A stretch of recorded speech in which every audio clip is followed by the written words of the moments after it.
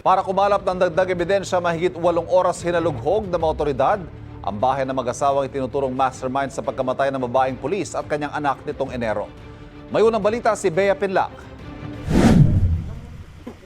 Sa bisa ng search warrant, inabot ng mahigit 8 oras ang paghalughog ng Quezon City Police District at Scene of the Crimes Operative o SOCO sa bahay ng mag-asawang suspect sa pagpaslang kay Police Senior Master Sergeant Dayan Mollenido at sa 8 taong gulang niyang anak na si John Ismael noong January 16.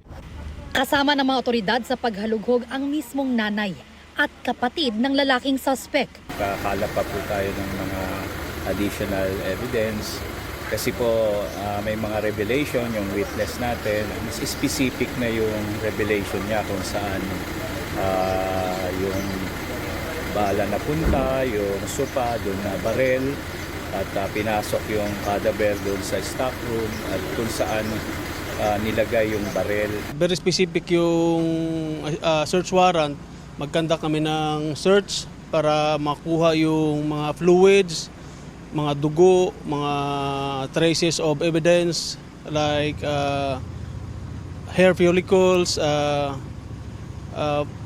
specific din doon ang hanapin ang firearms at saka cartridge sa bahay. Bagamat itinuturing ng case closed ng Department of the Interior and Local Government ang Mollenido double murder case, kumakalap pa rin ang dagdag ebidensya ang pulisya para mapagtibay ang reklamong robbery with homicide at theft na isinampa laban sa mag-asawa at iba pang suspect. Hindi pa idinatalya ng pulisya ang mga dagdag na ebidensyang nakuha nila.